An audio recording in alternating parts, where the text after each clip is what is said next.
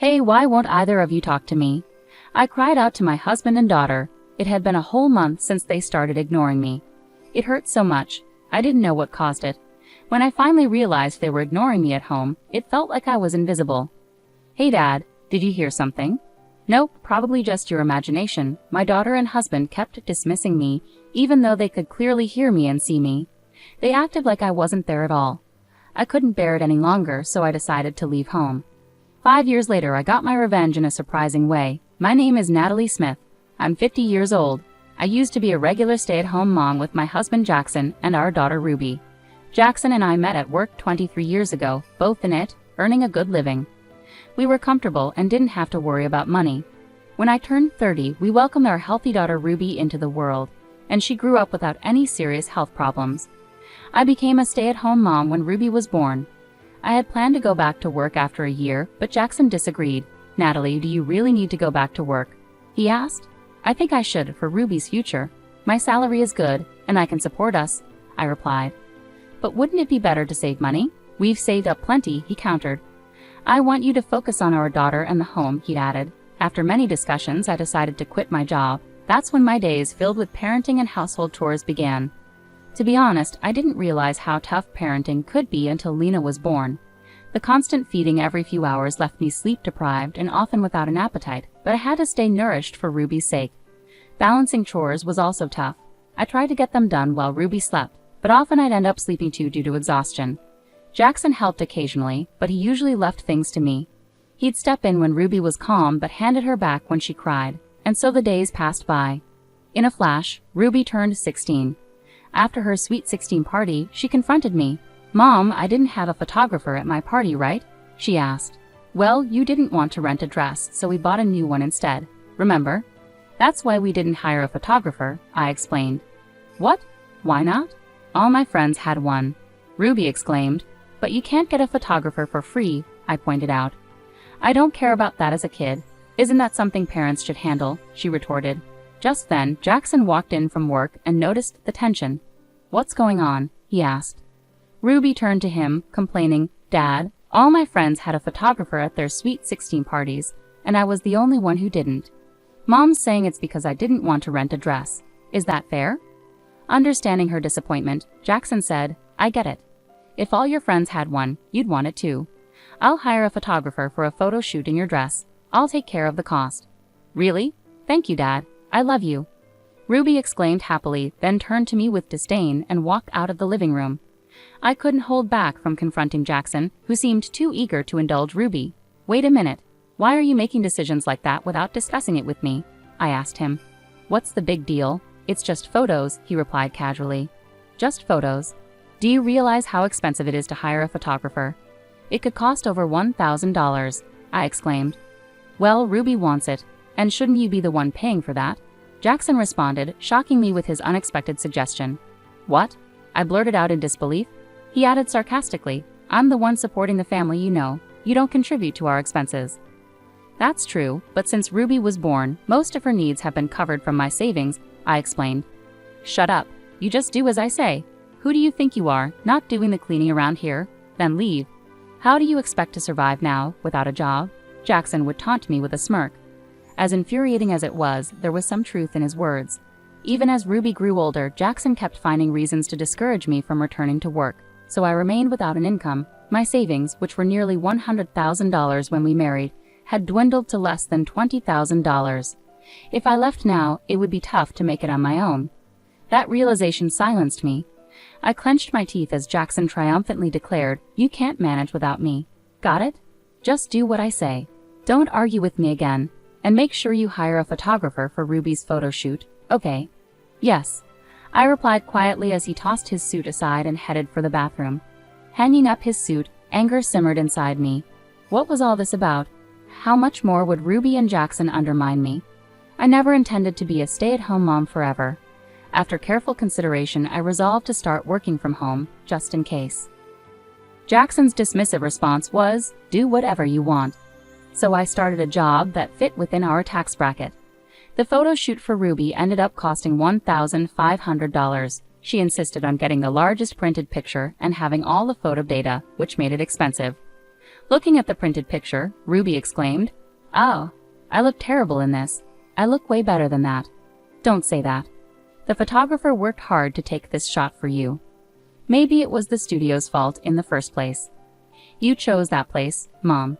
It was the only one available when you were free. Stop making excuses. I don't think I'll ever look at this picture again, so just put it away somewhere." "What do you mean?" I muttered, feeling my voice tremble with anger and sadness. But as a mother, I knew I shouldn't get emotional right then. I took a deep breath to calm myself, holding back tears as I went to the kitchen. Little did I know, worse was yet to come. The next day, I made breakfast as usual, but Jackson and Ruby never came downstairs. Just as I was about to check on them, I heard them chatting as they came down the stairs. "Hey Dad, where are we going for breakfast?" How about that cafe near the station? I heard they have great breakfasts." "I want to go there." "All right, let's go then," Jackson replied as they both put on their shoes and headed for the front door. Confused and frustrated, I blurted out, "Wait a second. Breakfast is ready. Ruby, can't you hear me? Let's eat."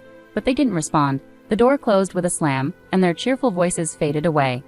I couldn't understand what was going on. It wasn't just this once. They ignored me every time I called out to them. Why would they both do this to me? Did they really not hear me, or was something else going on? Later that evening, they returned home together, having had dinner out without me and ignoring the meal I had prepared. Each went straight to their rooms. This pattern repeated day after day, and it broke my heart. A month passed with no change in their behavior. Then one day I found completed divorce papers in the living room. "What does this mean?" I asked Jackson, but as usual, he and Ruby ignored me, happily eating pizza and watching a movie together. That's when it hit me. All the emotions I'd been holding back boiled over. In a desperate panic, tears streaming down my face, I finally spoke up. "Hey, why won't either of you answer me?" I pleaded, but there was no response. They just kept laughing and watching the movie, completely ignoring me. I didn't understand what had triggered this. By the time I realized it, my husband and daughter were ignoring me in our own home. "You're supposed to be my family, but here it's like I'm invisible," I cried out. "Hey Dad, did you hear something?" "Nah, probably your imagination." They dismissed me, even though they could clearly hear me and see me.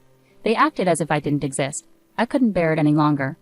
Clutching the divorce papers, I packed only the essentials into my carry-on and left the house without saying a word.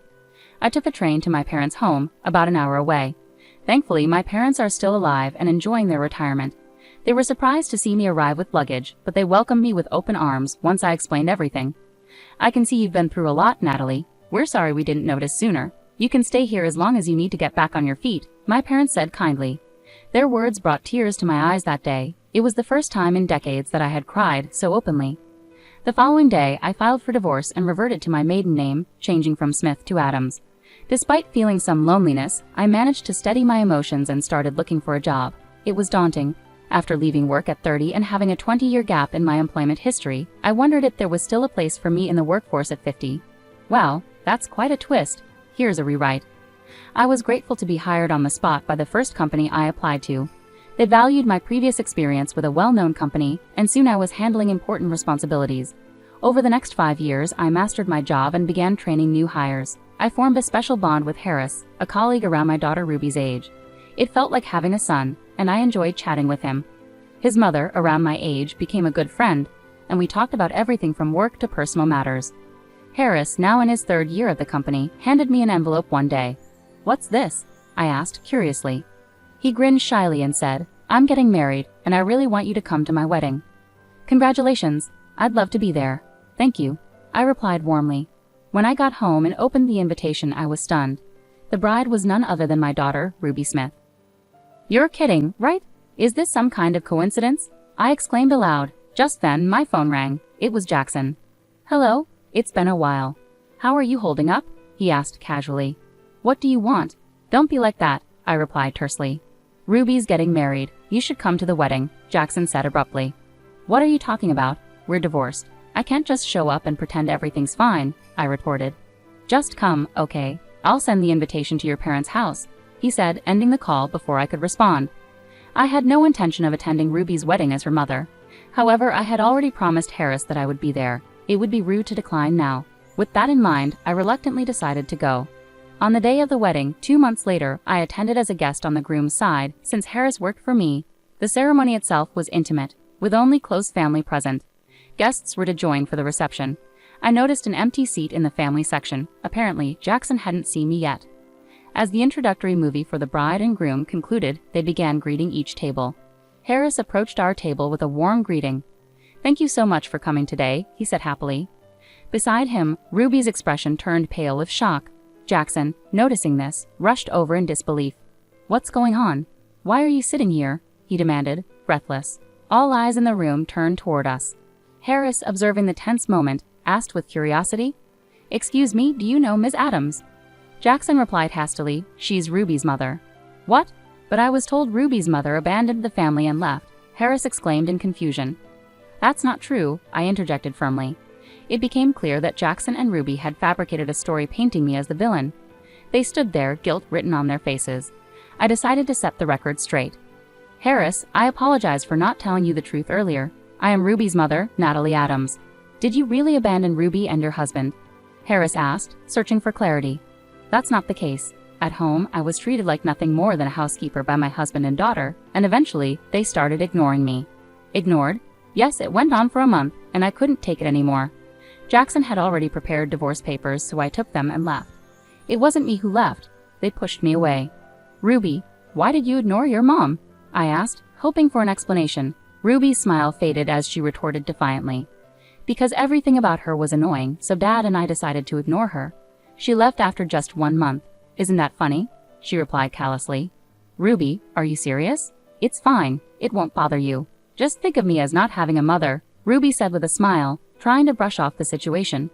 But Harris, visibly angry, couldn't stay silent.